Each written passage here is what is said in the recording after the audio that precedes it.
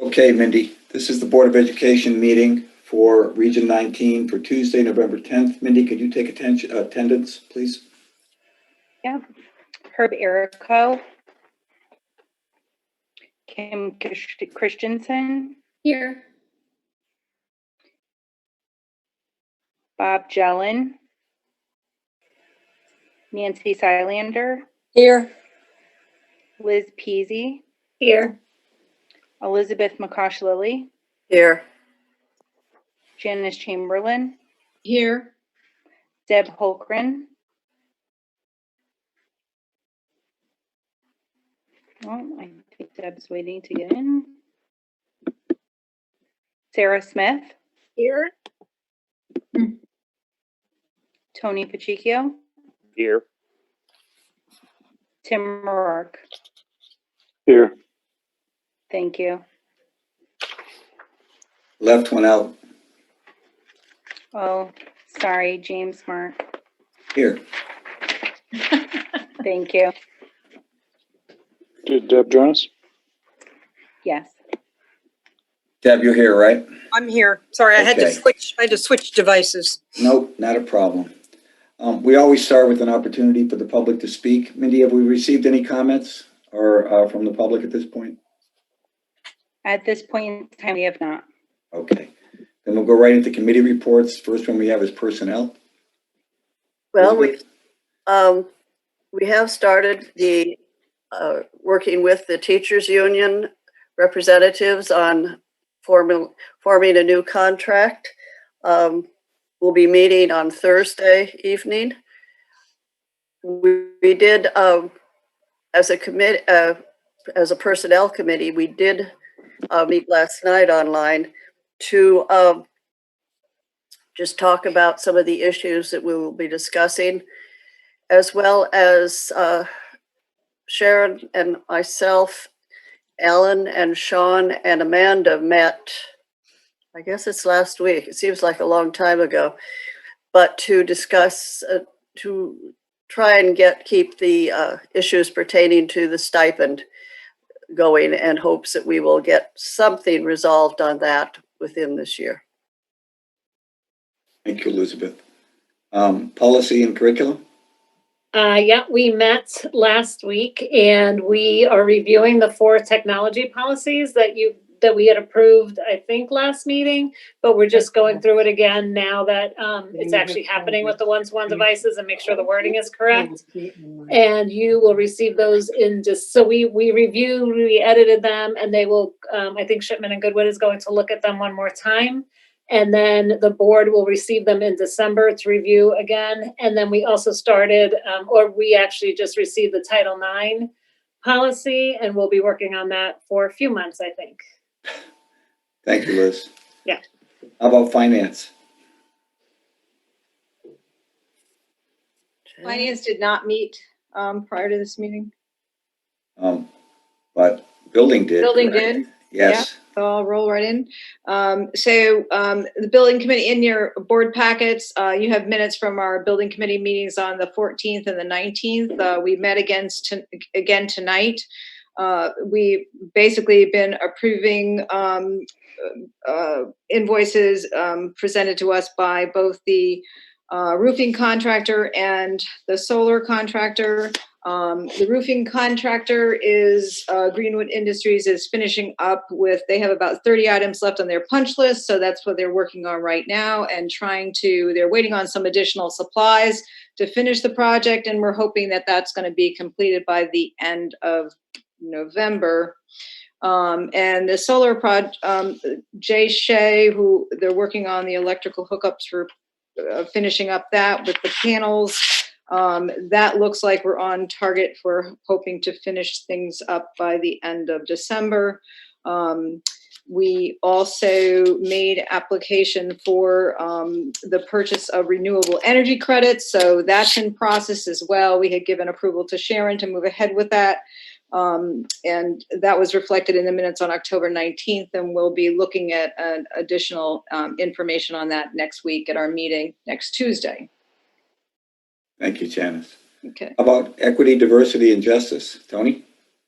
Yes, we met prior to tonight's meeting, and you will see in your board packet tonight that you have a near final draft of a statement of guiding principles. One of the first things we wanted to do was to set out our guiding principles, you know, why we are and what we're about. This is not our goal specific undertakings that we're going to do, but it's sort of an overriding statement of principles that will guide us as we move forward. And we will be talking about that a little bit later in the meeting, and there's a couple of changes we discussed which we'll highlight, and we're hoping to get approval of that statement tonight from the board so that we can distribute it to the community. Accompanying that, we're also working on a cover letter which will go out with that, which we intend to finalize and as we get the statement out. And we are also been working on a school safety survey to address the issues of school security, security guard, SRO, the role of law enforcement. So we are continuing to work on that, and we are hoping to get that survey out it will go to students, families, teachers in the community, and we're seeking input in order to move forward on that very important issue. That's where we are. As I'm looking at the agenda for tonight, we have a special section for student report. Normally, we've included the student report as part of the committee reports. Is there a special report that Lindsay and Colby are giving tonight, or is it the normal student report? I believe that was my error. It is a normal student report. All right, okay. Then I'm going to go right to that. So Lindsay and Colby can give us their student report. Okay, hello everyone. I will start my report by talking about 3 of us students' reports, like sub-reports. Okay, to start, we have Nick's report about deliberation and discourse. He says, deliberation and discourse held 2 deliberations in the month of October. This group worked tirelessly over the summer to create 2 guides for these deliberations. The first deliberation took place on October 15th. We discussed how our school can better support minority students. In our second deliberation on October 29th, we discussed the political divide. In our conversations, we worked to find common ground. Where we couldn't, we did our best to have empathy for others and understand their opinions. Notes were taken at these deliberations to use in the future and to use in future events. This year, we plan to work together to develop the ideas that were discussed. And then Matthew's sub-report was about honor societies. National Honor Society meetings have finally begun, and the student members are looking forward to engaging with the community. NHS officers' elections will be complete by Wednesday, the 11th. The World Language and Math Mu Alpha Theta Honor Societies, which will both primarily involve peer tutoring, have also begun again. WLHS tuties have been giving positive feedback about tutoring sessions, which happen on Wednesday flex days in Zoom breakout rooms.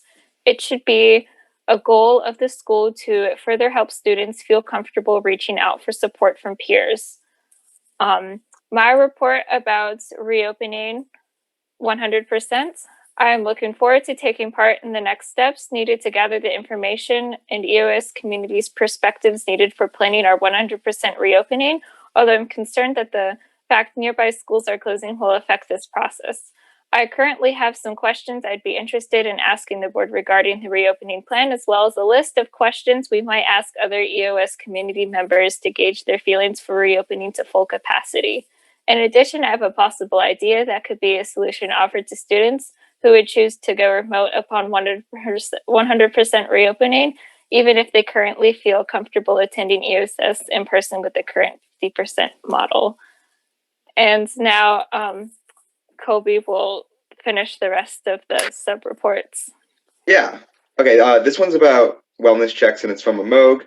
And he says, I've noticed students have been growing frustrated with the wellness check-ins. One specific complaint was the wellness check-in on Tuesday, November 3rd, which I'm not exactly sure which one that was, but A lot of students felt stressed about the election and felt it didn't make sense to not talk about it at all. Furthermore, students feel that the wellness check-ins aren't actually addressing legitimate concerns or stresses of the students. And as of right now, most students do not participate.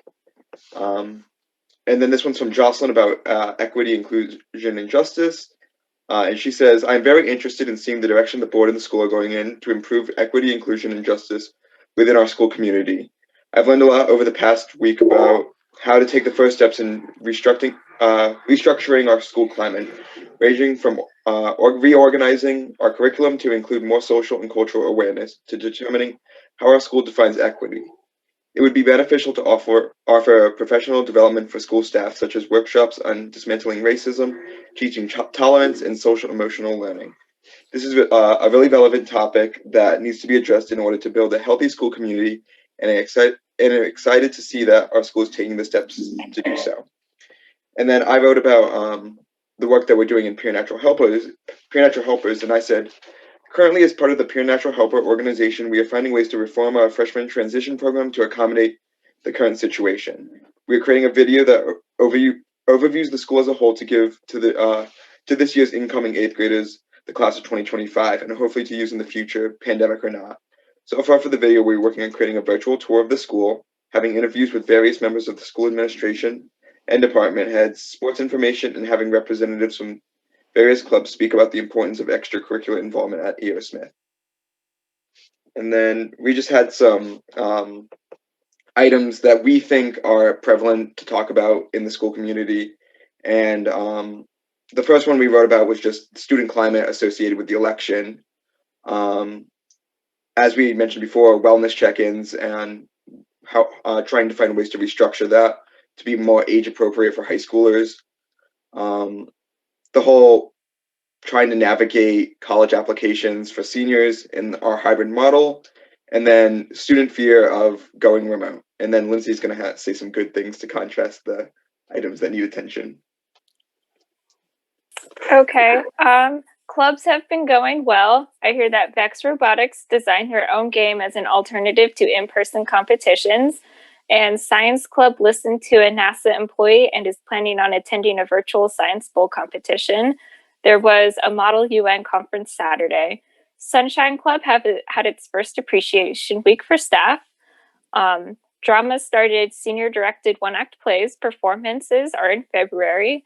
Band and orchestra are going well. The bands are rehearsing outside, and we're happy to be able to do so safely. And orchestra is still having a great time indoors. Overcoming obstacles of interactivity. There are debates in philosophy and Socratic seminars. The Writing Center is getting back into action, and language tutoring is going well. As I said, happening on Flex days, and we're already receiving positive feedback from students. Okay, thank you both. Does anybody have any questions of our student representatives? Hearing none, I'll move on to the superintendent's report. Thank you. And thank you to Lindsay and Colby and Nick and Amog and Jocelyn. Absolutely. And Matthew, who, we've met a couple of times to really talk about what some of their main concerns are. So what they've done, and I think what you'll hear over the course of this year, is they've identified 3 priorities as a council that they really want to help to address as a partnership with the school. One is the wellness checks, collaborating with high school administration, with the committee that's creating the curriculum for wellness checks, which they certainly see the value in. And I've talked to Dr. DiLoretto about the representatives. I believe that is Nick and Matthew. Yes. Okay. We're drawing on short-term memory when I can't even remember, my glasses are on my head. And then we also have prioritized, or the students have prioritized the reopening plan. So Lindsay and Colby are focused on helping to support getting the information we need to decide on what and when a reopening would be appropriate, and getting stakeholder input into that. I'll talk a little bit about that as part of my report.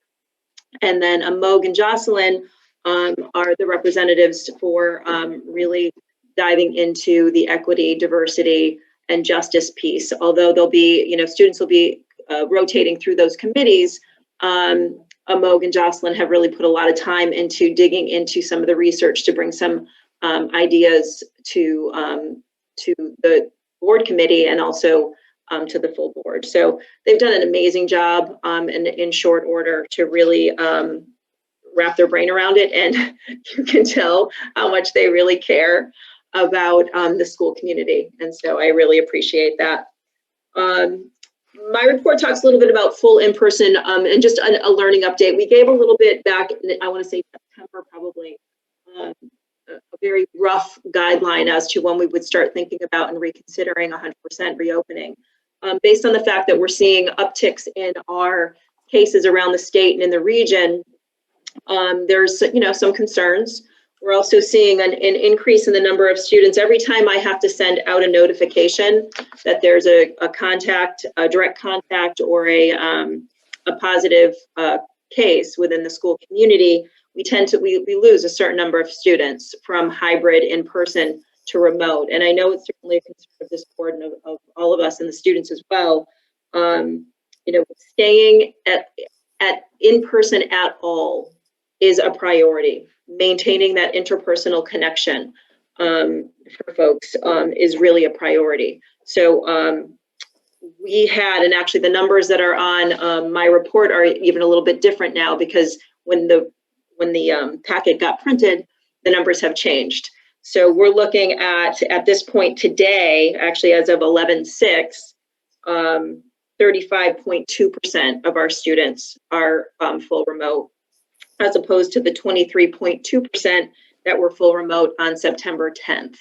So, that's something to keep in mind in regards to a couple of things, looking at and figuring out who would stay remote if we were to open fully in person, as well as who might come back, and what that would do to our numbers and the number of students in a classroom, and whether or not we can maintain the social distancing. What I really appreciate again about the student group is that there's ideas that are churning in some ways that we can get that information, number one, and number two, some creative ways in trying to create a safe environment for folks who may want to be in school full time. What you may have noticed on the report is that we also have 53 students who have been included in 4 days of instruction. So the counseling department, in collaboration with the SAT team, take a look at student data to determine if there are students who might benefit if we can safely get them back into school 4 days, and if the student and the family are amenable to coming back to school for full days. So we have, at this point,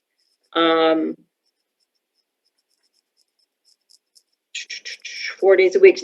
We have 67. The report that I sent, at that point we had 53. At this point we have 67 students who are in school 4 days a week. So we are in the process of designing a survey for parents to determine what, and students and staff to kind of get a feel for where people are at. There's certainly concern about the physical safety, but of students coming to school based on our community situation, but there's also concerns about students not being in school and not having the interpersonal connection and the impact on their social emotional wellness, which is something that survey will reflect. Sharon, could you speak on when you say 4 days in person? What does that mean again? I didn't understand. It means that there are some students who, instead of just attending 2 days a week, attend on Monday, Tuesday, and Thursday, Friday. So they're full in, minus the hybrid day or the flex. And based on their request or certain needs, or what's the typical scenario there? It's based on student data and a review by the student assistance team to determine if there's a need. So students who may need the extra support. Okay, so recommended to them that they do for in person, or it is recommended by them? It's recommended to the student. Okay, got it. Okay, thank you. So one of the challenges, so we've had some positive cases that we've had to report out. I think it's important to know, and Darcy's going to, I don't want to steal her thunder because she's going to talk a little bit more about the details. But the cases that we're seeing that are part of the school, that make its way into the school community, are due to community spread and outside of school activities. And one of the things that I say in all of my correspondence is the mitigation factors that the school has in place, the work of our teachers, the work of our students, in making sure that they're maintaining their social distancing, wearing their masks, sanitizing, and really following those rules is helping to make sure that we aren't seeing spread within the school community inside the building. I'm going to let Darcy talk a little bit about the contact tracing and the process that goes along with that. It's very extensive, and I'm going to give my kudos to Darcy right now, just in the fact that she is on 24/7, 7 days a week. If I call on a weekend, she's picking up her phone, vice versa. You know, she's constantly in contact with Dr. DiLoretto, with myself, with the health department, in doing everything she needs to do to keep us safe and communicated with. So far, quarantining of teachers for being direct contacts has been relatively containable. We've been very fortunate, again, because of the reasons I just said. We have 7 proctors or in-house subs that were part of our COVID plan that we hired from the beginning of the year until December. We're going to probably be looking to extend them because this doesn't look like it's going to diminish anytime too soon. And it's worked out really nicely to have people who are in our building every single day and can step in the proctor class in case a teacher needs to be home, whether it's, you know, they're home because their child's school is closed due to COVID, whatever the case may be. It allows the teachers to instruct from home and to Zoom into their classes. And then there's an individual there to keep some oversight and take care of the kids in person.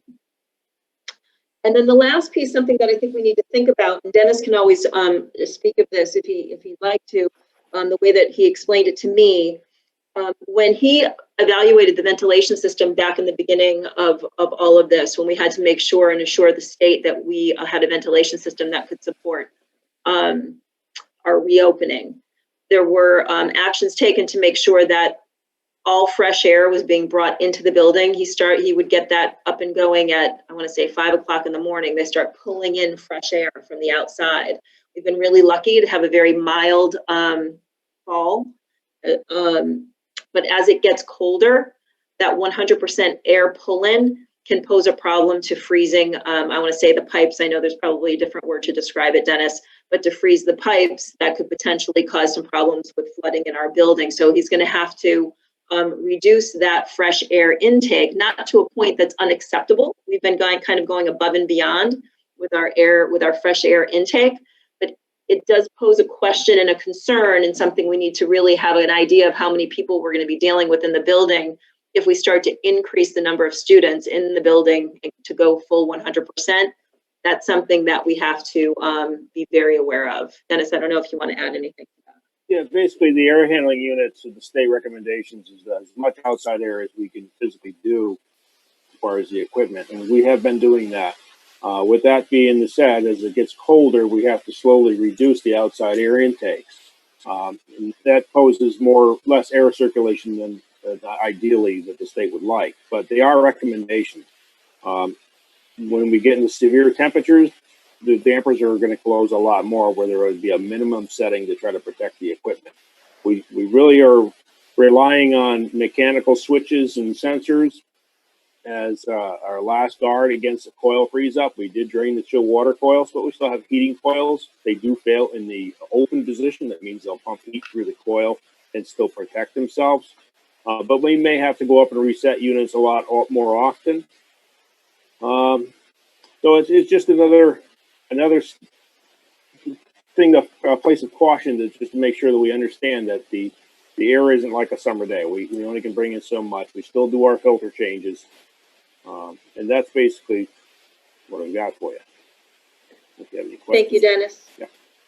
The other piece was, I just wanted to introduce, and I think that there was a reason why Lindsay couldn't be here this evening, but Lindsay Hawley, if you recall, back in September, the Personnel Committee and the board approved making a shift in the academic success or academic success center to hire someone who was a certified counselor to really, in response to some of the feedback that we received about additional mental health support, but also, you know, having someone in that facility who can be a conduit and a support and a bridge between the students who might be having some academic challenges and the staff. And so we did hire someone for that position, and you can read her her bio, which is included in my report. She's an EO Smith grad, and she was also an intern at EO last year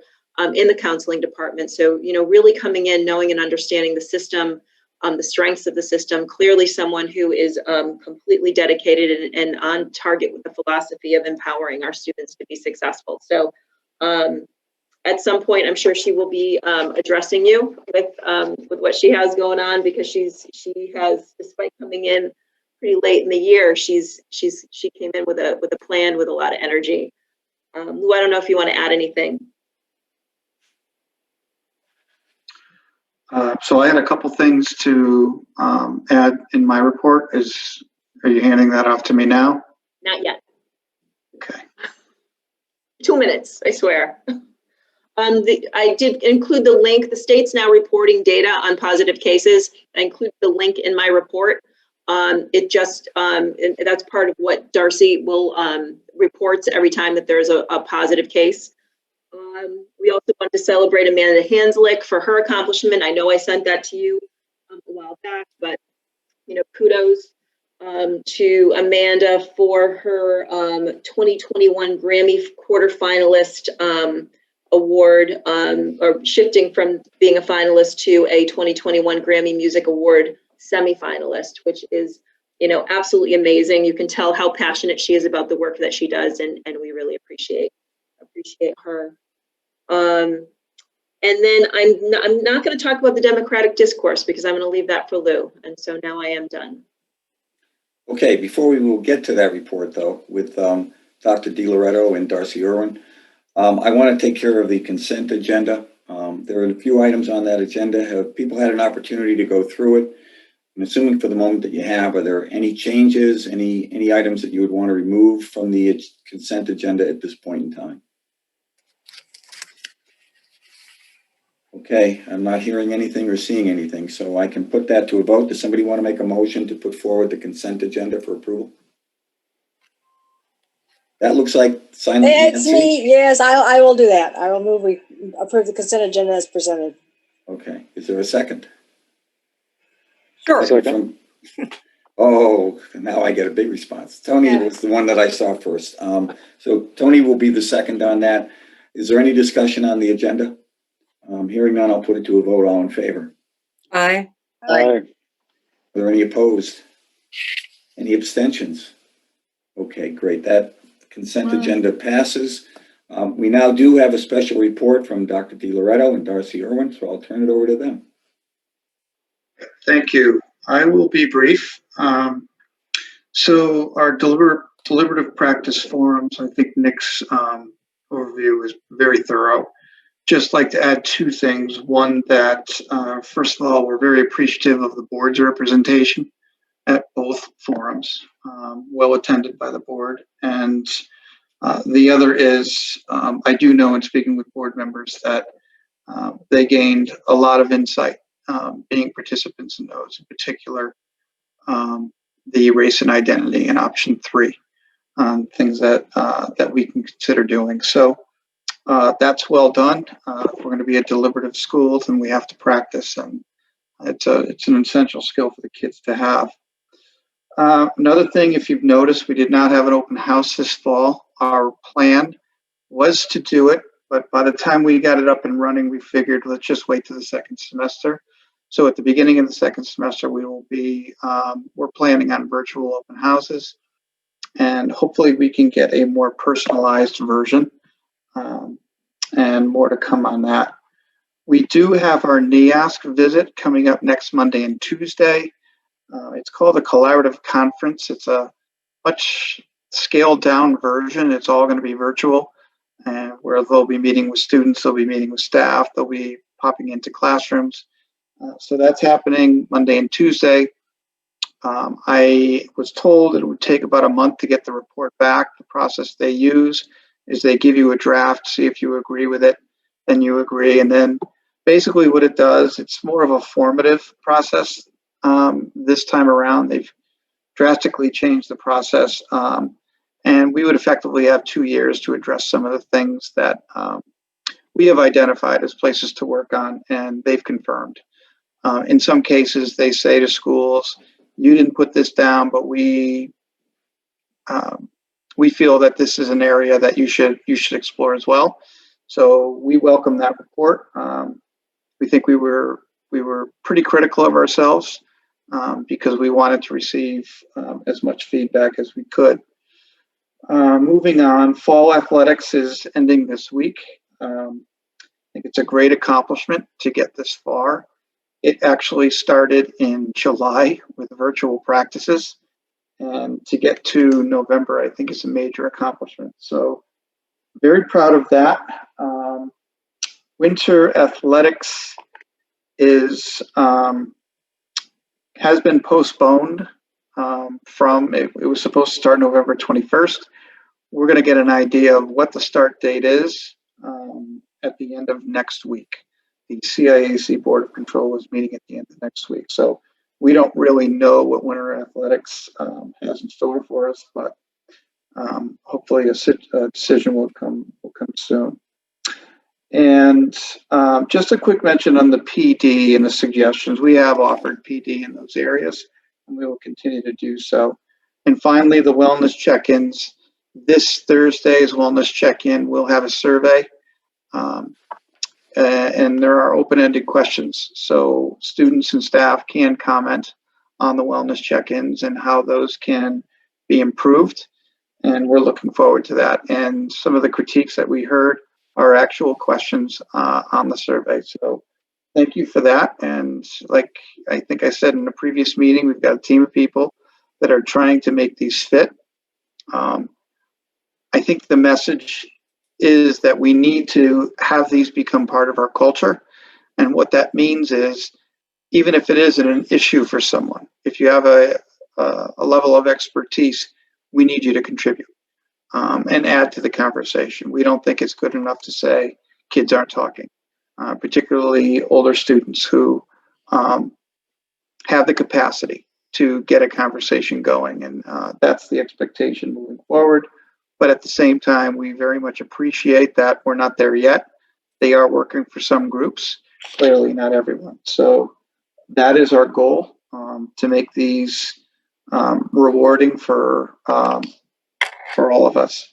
So I think that's what I have. The only other thing was, excuse me, I do agree that the clubs are up and running, and I think that's a fantastic thing. I know Drama has already had some performances, and we're talking about community forums, tutoring. I just think that's great things that we're able to do during trying times. So I will turn it over to Darcy at this point. Good evening, everyone. Thank you for letting me kind of give you an overview of what's going on. Can everybody hear me? Okay, so I echo what Lou said and what Sharon said. I'm so grateful it's November 10th and we're here and we're having this conversation. As you know, there's an uptick in the state. There are upticks in different communities. We have had a few cases in our school. We work very closely to do the contact tracing. In fact, we work with the local health department, but primarily the contact tracing is done through our offices. So in fact, we had a couple cases today, so we're looking into that. What happens is when we look at the cases that we're seeing, and this is across the board, not just at E.O. Smith, but it's school-wide, it is statewide. The positive cases are primarily community-based. They're community contacts, they're family exposure, okay? And in some cases, they're family employment exposure. So in other words, other employers mom or dad work in a place, or they have a gathering, there are social gatherings that are increasing. So we've linked pretty much everybody, not just E.O. Smith, but most schools by and large have linked the exposures and the positive cases to the community. For several reasons. I think there's something called COVID fatigue. I think that people are, they're getting a little worn out, you know, with taking their own personal mitigating measures. But I'm very proud of E.O. Smith because when I do get a case, I have to report it to my local health department as well as the DPH. So 2 reports go out. I do a weekly report to both of those agencies. When I have to do contact tracing, the things that really work out for us are our mitigating measures. We have smaller classroom sizes. We're masking, we have shields. The crowded hallways are not like they used to be when we're 100% in person. And kids and staff are doing all of these things. They're washing their hands. They're doing all of these mitigating measures that we worked on for so long. Just for example, the cafeteria, the spacing in the cafeteria has made a big difference. All of these have played a role so that I have not had to quarantine a staff member.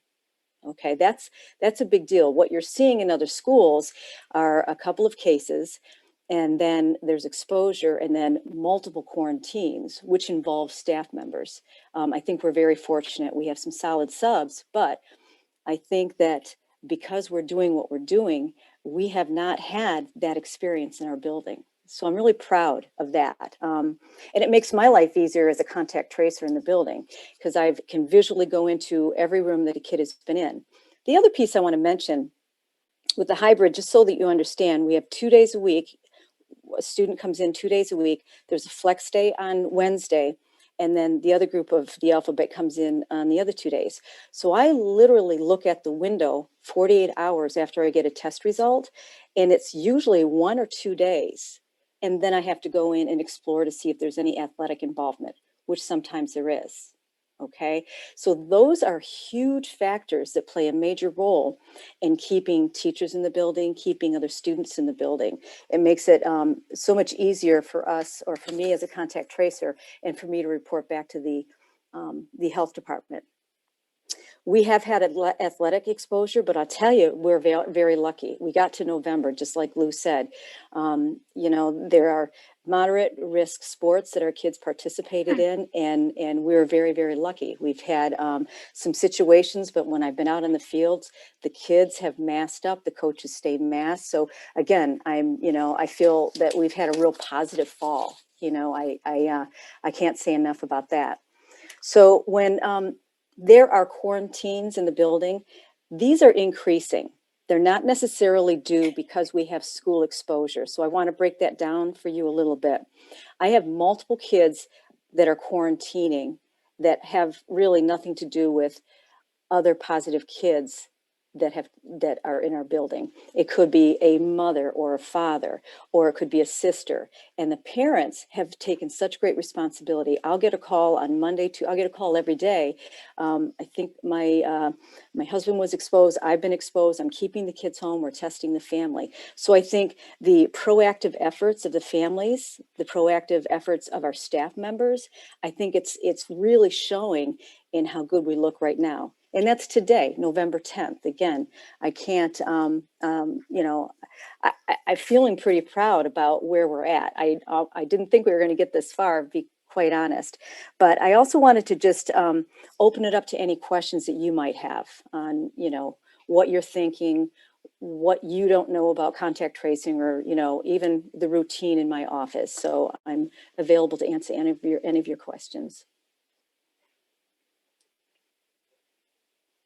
Darcy, what happens when, what about testing? Are we sending kids to be tested when they've been exposed and then they're let back in the building, or faculty, or whoever it is, staff? Or how does that work with the testing?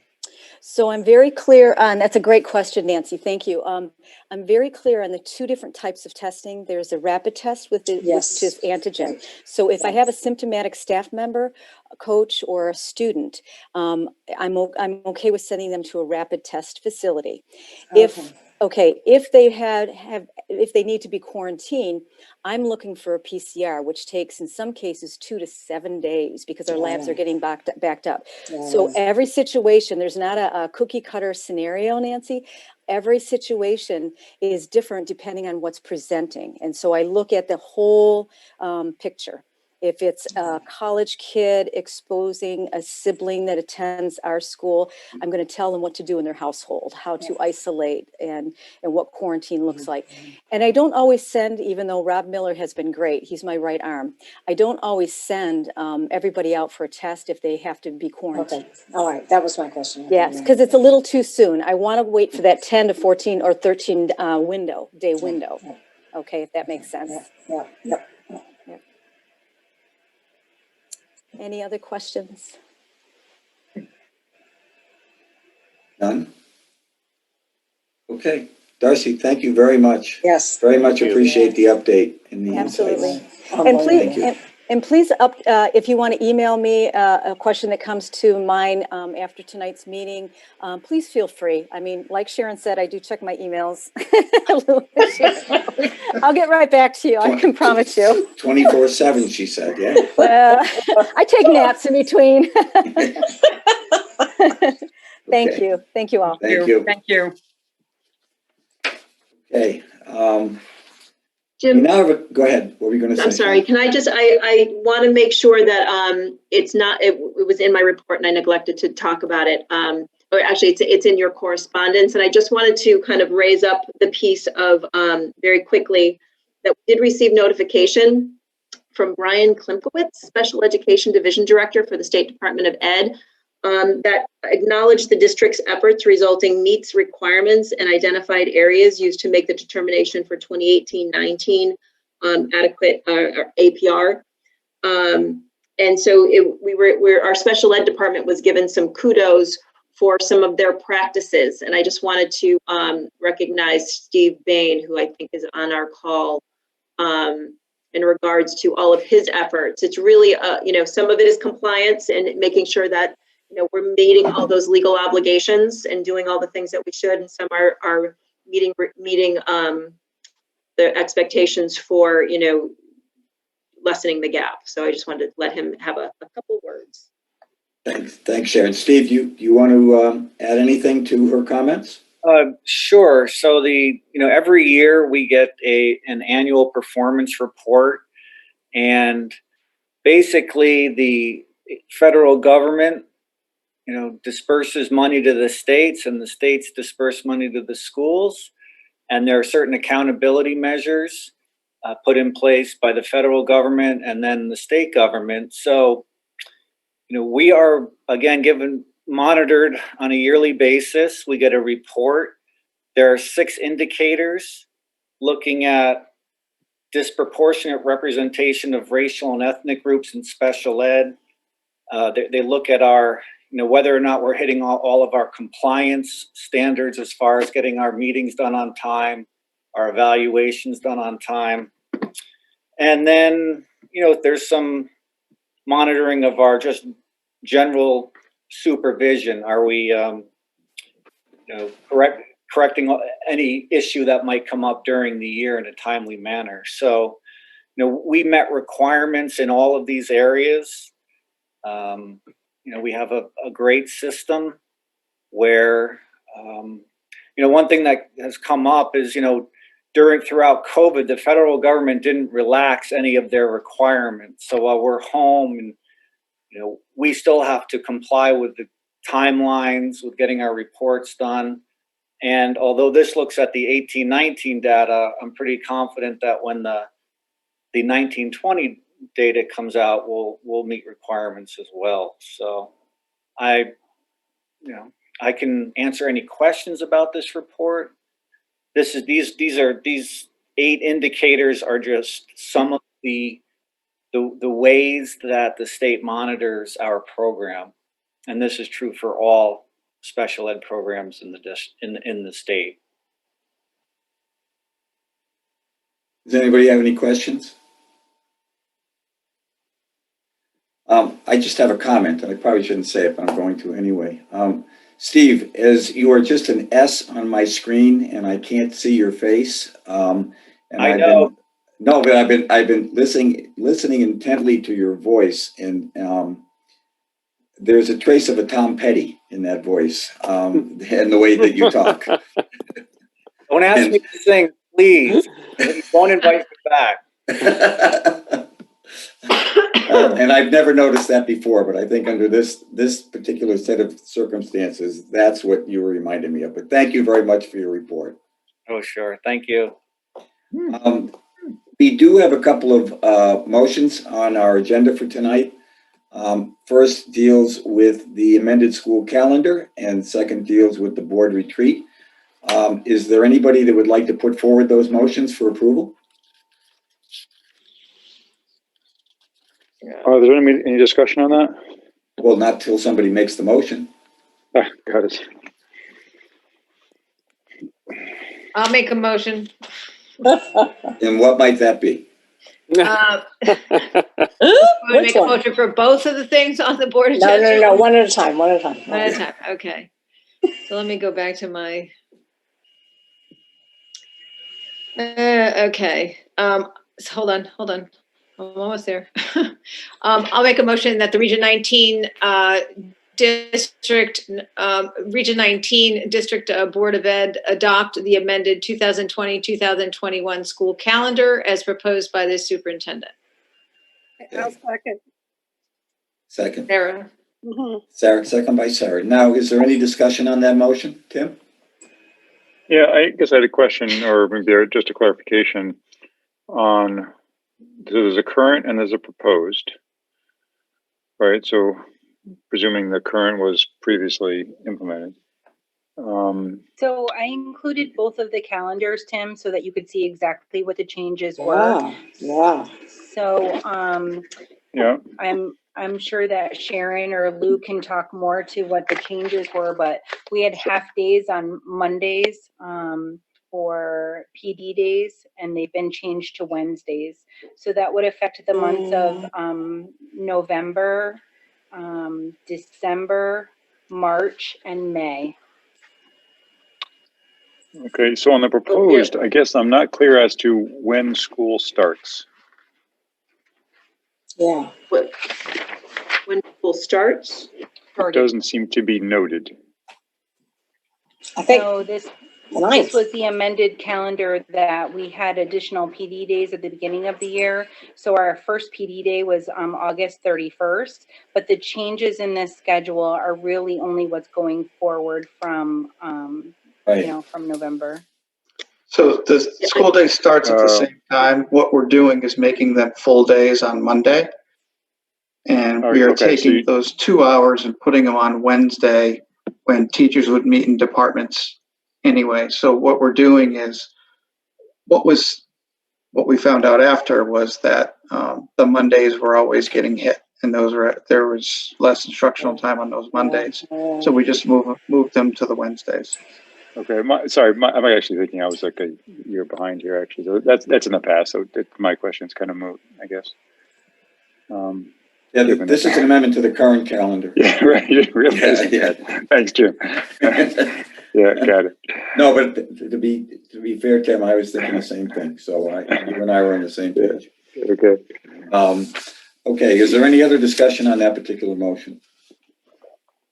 Hearing none, I can put it to a vote. All in favor? Oh, I see. Aye. Oh, I see. Okay. You're just coming aboard, Nancy? I am. I just got that. The 2021 is now. I was thinking it was next year's. I'm like, I don't feel so bad now. See, Tim, it was not just you. Right. Sorry. Yeah. Sorry. I just stuck my neck out. Thank you, Tim.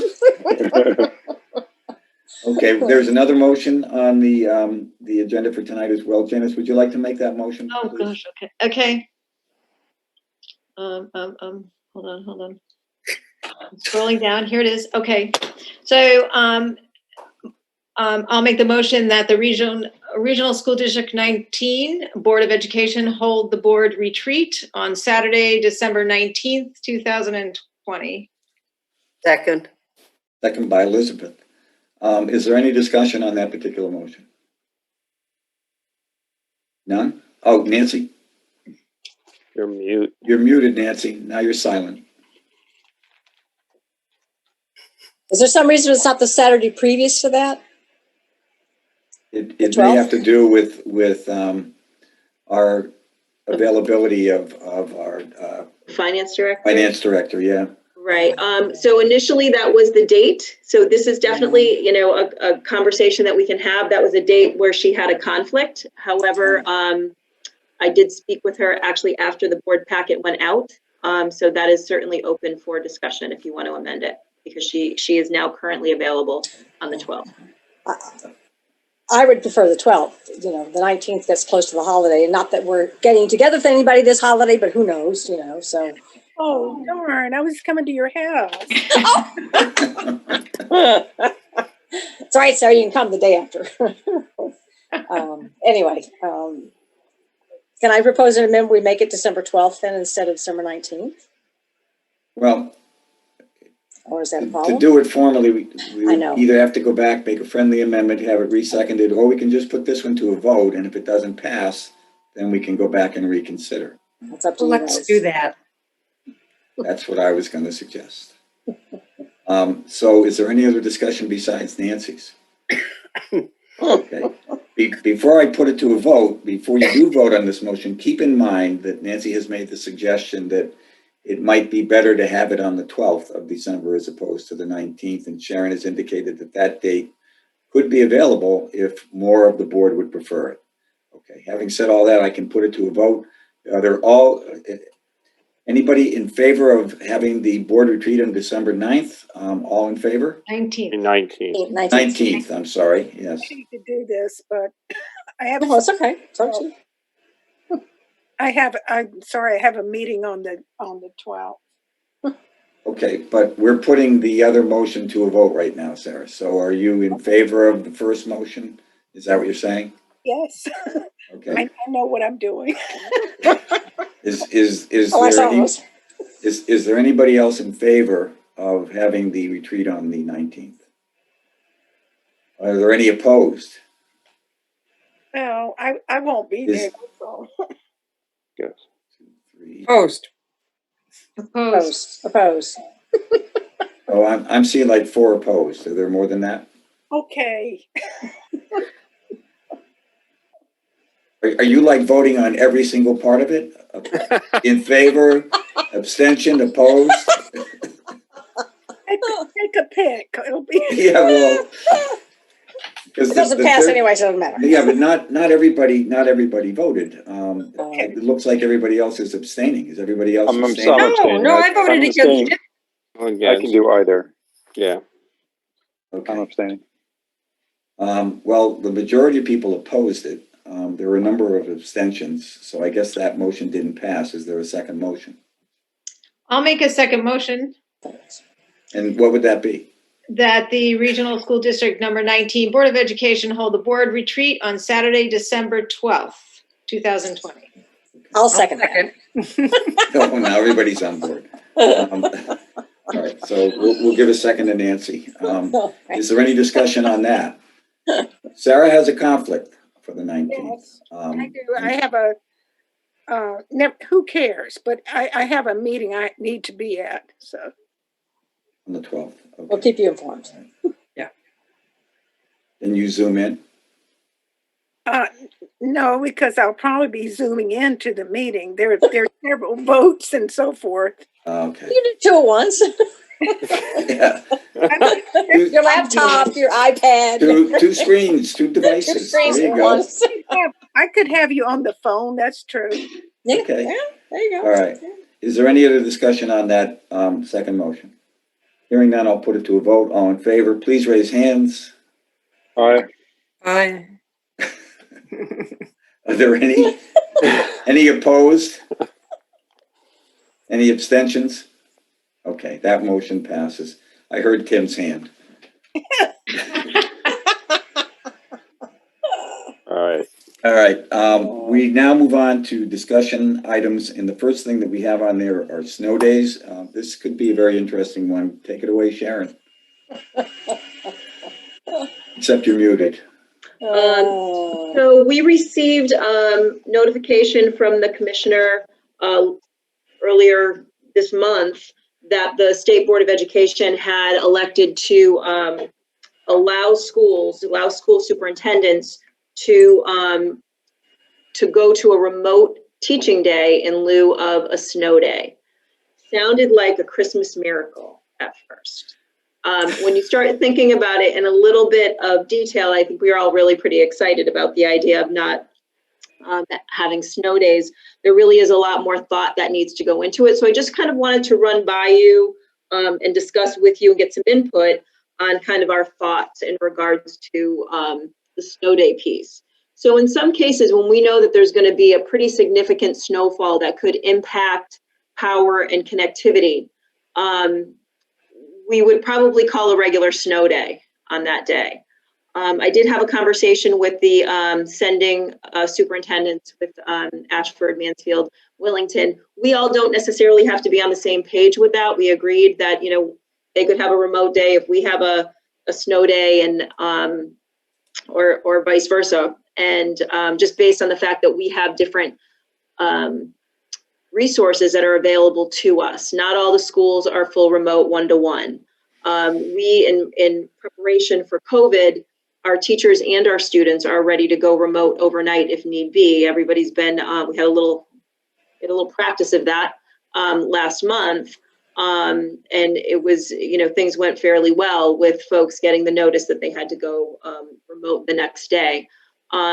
So the plan would be, we would use some discretion. It wouldn't every snow day would not be a remote day necessarily. It doesn't impact our calendar because our last day of school doesn't include snow days. So it's not like we have to extend our school year in order to accommodate the potential remote. So some of the things that we would have in mind and what my plan would be is to give folks a heads up as to what we're looking at for projected weather, probably the day before. If it's a done deal and we know that we are going to get a significant snowfall and it looks like it's going to be the potential for power outages and internet issues, we're just going to flat out cancel school. They'll probably get the notice the night before, and we would let them know that that's the case. It's a snow day. There might be the case where we know we're going to get some snowfall. It's going to maybe be a tricky situation for the morning.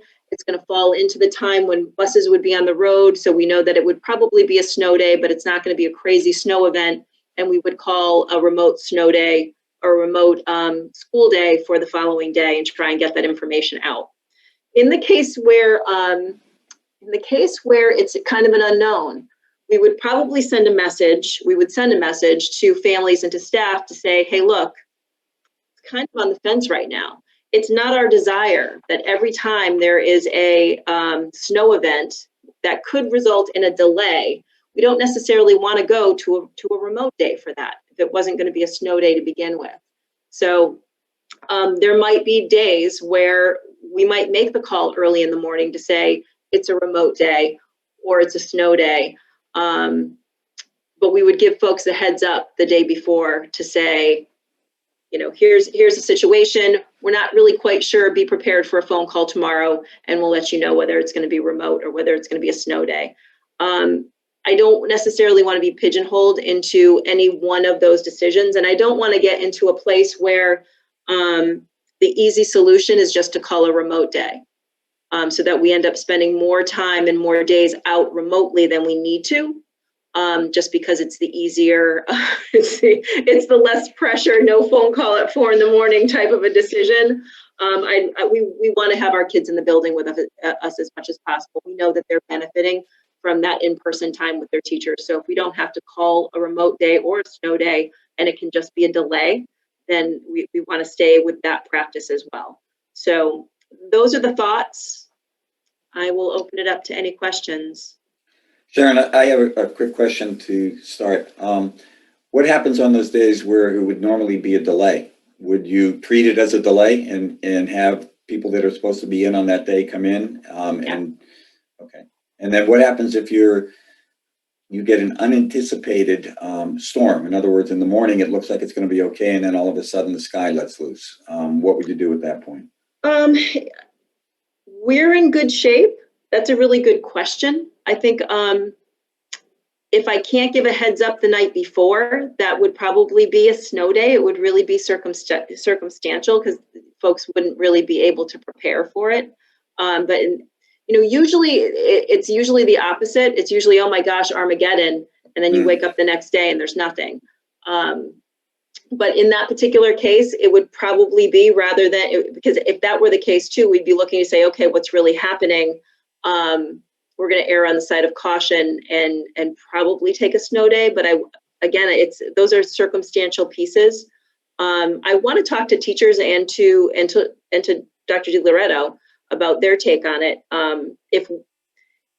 And to parents, I guess, for that matter. I mean, it's nice to get a heads up the night before, but folks are used to those early morning phone calls as well. And if we're ready to turn on a dime to go remotely, might it be better to keep the day and go remotely if we're able to? So that's a long-winded. I haven't figured that one out. I need to talk to some folks. Yeah, I got that. And are there other questions? Yeah, Kim. I just wanted to comment that I'm glad that the consideration is still to keep some snow days because I think that there is still something kind of fun and youthful for kids to have a snow day. And with all the online learning, I think it's nice every once in a while for them to get an unexpected break. Plus the teenagers help a lot with snow removal for parents and neighbors. So thank you for considering all options. How far does that help extend? Any other questions, comments? Okay. Then we can likely move on to the next discussion item, the roof completion.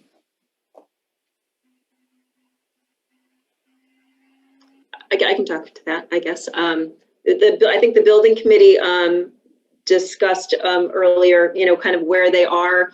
We're at a place where we have a pretty significant punch list. There are 32 items on the punch list. 6 of them are completed. Greenwood has stated that they will use the next 2 Wednesdays because Dennis is very, very careful, number one, about having folks in the building who aren't necessarily vetted and following the same protocols that we do for safety. He's very, very conscientious about making sure that our students and staff aren't exposed to folks coming in from the outside. So keeping that to a Wednesday flex day and that they're not up on the roof, creating a disruption for classrooms below. So they're saying that those 2 days they should be able to accomplish and get that punch list completed. The last item on their punch list is the inspection by the building inspector. So that would be one of the last pieces before we get to the place where we can actually close out the project. But they're very close. And, before Thanksgiving was what was stated by Silver Petroselli in our building meeting earlier tonight. And I've got fingers crossed that is the case. They've come through. It took a while for us to get some of our change orders signed from them and some of the paperwork, but they're starting to move now. Dennis? Yeah, that's correct. I don't like anybody in the building. I don't know where they've been and what they're doing. So we try to limit the access. Again, Wednesday's ideal. We offered them after 2:30 work. We would support that after 2 p.m. after the kids have left the school. They don't work on Veterans Day, so they didn't arrive today. They're missing opportunity. I just hope they can accomplish that. They did say weather pending, and we are heading into the colder months and possible storms. So I just like to get that monkey off my back, you might say, and move forward. Any questions or further discussion on that? Okay. Elizabeth, were you going to say something? Your thing lit up on my screen, so I wasn't sure. We can then move on to the Equity, Diversity, and Justice Committee statement. Tony, why don't you take this one? I mentioned this in the committee reports at the beginning of the meeting. I neglected to mention we actually had a meeting before tonight in which we started discussing the Statement of Guiding Principles. That was on October 20th. And we had 2 of the members of the Superintendent Student Advisory Council, Amog and Lindsay were there, and both gave very valuable and welcome input. Tonight, we also had student representatives there, and we had some, and Amog gave us some good comments as well. So we're getting a lot of, and I understand also that that a number of the students on this committee are working on diversity and equity issues. I also did attend the Race and Identity Forum, and I can only say that the work that the students are doing is something that is a model for us, and I think we hope to draw on their input and their views as we move forward. And this statement that that Sharon just put up on the board does reflect their input, and I appreciate that. So what we have up here is a little bit different than what you have in your board packet, because at our meeting tonight we discussed a few changes. Our hope is that we are sufficiently as a committee, we feel that we're now prepared to bring this to the board and seek the board's approval. And I would like to run through, they're not highlighted, but there's just a very few changes from what you've seen. And I guess, first of all, I'm hoping everybody's had a chance to look at it and knows where we're starting from. And I will now go through, there's I think 6 changes that we made, some of which are very minor, and a few that are a little bit more substantial, but really nothing that's a massive change. The first one, I think Sharon's highlighting it right now. The draft that you saw in your packet, that line read equity of access and opportunity and just treatment of non-white students. And so we took out the extra and before opportunity, put a comma in there, and made the decision to use a more, rather than a negative non-white provision, use the BIPOC term, and we spelled it out here, and then use the acronym for future reference. And we've done that there. And then in the next paragraph, again, it used to say non-white, and where Sharon's highlighting it in the third paragraph, it also said non-white individuals. And so we just replaced that with the term BIPOC. Let's see, making sure I didn't miss anything. Okay. In that same paragraph, Romanet number 1, in the third line, the board packet copy has the first word says reflects. We changed that to includes. So that's a 1-word change there. And in the, I think we already had BIPOC in Romanet number 3. In the paragraph right after that, the large paragraph that starts, we have much work ahead of us. We made, let's see, where is that change? It's a small one. Oh, it's in the third line. We just added the word both before heard and listened. And those are the changes. What I said earlier is we put this together, and it's been through several iterations, and we've had some back and forth. We've had Sharon and Lou's input. As I said, we've had input from students on the Superintendent's Advisory Council.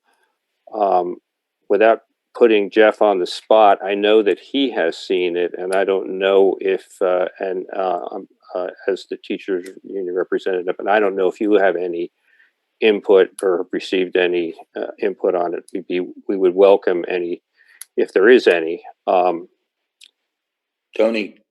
the teachers executive committee did look at the statement, and yesterday discussed it, and we are in support of the statement of guiding principles of the Equity, Diversity, and Justice Committee as in the form that we saw. See these changes here, I agree. these changes do not substantially change the meaning of the statement. So I think we continue to be in support of it and look forward to the next actions the Board of Ed is going to be taking on this. Yes, well, I thank you for having done that, and we again appreciate that input as well. We really want to make sure we listen to all our stakeholders, and what we would next like to do is to get this approved by the board if we're ready to do that tonight, and we'll certainly take any questions or comments that anyone has, because we really feel that it's been a while since we had that forum in the summer, and we really need to soon show what work we've been doing. And as I said, this is not so much substantive work, but it is important as stating our purpose and what we're about, and that we do want input from the community, and we do want voice to be heard, and that's what we're moving forward to do. As I indicated, we're also moving forward on other fronts, and we will use this as a sort of a guide as we develop more specific objectives and goals. The first of which is to address the SRO issue, and we're working on that right now. But I would open it to any comments, any thoughts, any concerns anyone has on the board, and we're happy to talk about them. Tony, Go ahead, Nancy. is there some reason in Roman numeral 3, small 3, you identified LGBTQ? They were mentioned there, but not in the other with BIPOC. Yeah, where it was mentioned. I think I'm glad you pointed that out. That was a conscious decision, because I think while we feel that we really want to identify the issue of systemic racism and the impact of racism on our education system in our school, we also felt that once we get to discrimination and intolerance, that we wanted to recognize that goes beyond the BIPOC community, and that there are other other groups. I think we mentioned in a couple of other places other marginalized groups, but we wanted to make sure that while we want to keep the focus on or a large amount of the focus on racism, we don't want to neglect or not address any other issues that we see that come up direct, in the process of the work we do. So that's why it was done there. Okay. Tony, if you want, you can make a motion, and if it's seconded, we can then go to further. That's probably a good idea. Yeah. So,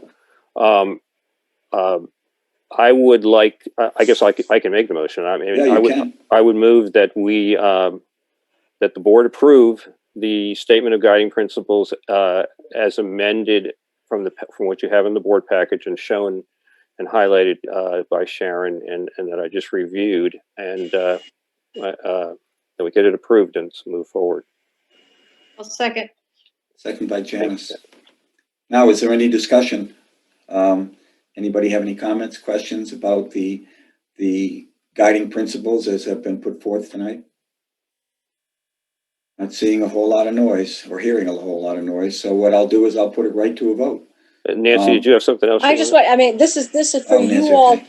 I'm sorry, I'm trying to figure out where this goes and everything. I mean, it goes into, this gives you a roadmap, essentially. Your committee a roadmap. Yeah. Is that the idea? It's not just us; it's the board is committed. Right. Well, that's right. Yeah, the school. It gives the school a roadmap. Let's put it that way. Yes. I'm not sure. Okay. It's honestly just weighing more of a, because the roadmap would sort of it tells us where we're going to end up, and I'm not sure that's the case. Right? It's more like how we're going to go about figuring out what we're going to do. The framework of what it is really to be determined, but it was more meant to be the spirit and the methods by which we'll do that. Right. Okay. The guiding principles, so to speak. Yeah, like you said. Yeah. Okay. Got it. Okay. Is there any other discussion? Okay. Hearing none or seeing no hands, I'll put it to a vote. All in favor? Aye. Are there any opposed? Any abstaining? All right, that motion passes. Thank you, committee. Thank you, Tony. Thank you, Dr. I am so DiLoretto. impressed. Yes. Thank Yeah, you, and I- Sharon. Thank you, Janice. Thank you, Sarah. Thank you, Amok. Thank you, Lindsay. And everybody else, and Deborah, and everybody else that Tim. added their contributions to Kim, yeah. bringing about this. Tim. And Tim, of course, Tim. Absolutely, Tim. Be yes, nice we, if we could see him. Yeah, it's I'm hard. bandwidth challenged today, Yeah. so yeah, I'm Yeah, I very know. with you. I know. It's all of us. And I apologize, Tim. I was looking for you and your face wasn't there again. No, not needed. and I Anyway. just want to say that we are continuing, you know, this is really just the beginning. We're going to be meeting again Right. next Tuesday night, and we view this as urgent and needs to be addressed. And we will be transparent. We're going to seek additional input. We welcome any additional input from the community. And I think once this gets out, it becomes sort of an opportunity for the community, for students to see what we're about, in the sense of, my hope is that, you know, that the sense of a priority and urgency comes out, because we're committed to doing the work to get to really move this forward and become a you know, at some point we can call ourselves a real anti-racist, inclusive, and safe community for everybody. And just for further note, one of the things that the committee is working on, we have every intention of putting out a survey to the school community. We're fine tuning language on that at this stage of the game. We've had some questions, some concerns, and we're looking to fine tune the language so that we can submit a survey, which we hope that parents, teachers, students will all provide us with a response, because that'll help us as we go forward. There's nothing else. Is there any new business that somebody needed or wanted to bring up for tonight? I don't see anything on the agenda to that. So there is an opportunity for the public to speak. Mindy, have we had any comments? There's no new business because this is a special Board of Ed meeting. So Right. I can't add anything. And there is no comment from the public at this point in time. Okay. Under those circumstances, I would entertain a motion to adjourn. So moved. Moved by Elizabeth. Is there a second? Second. Second by Nancy. I heard Tim's Tim. hand again. Yeah. We can just put it to a quick vote. All in favor? Bye.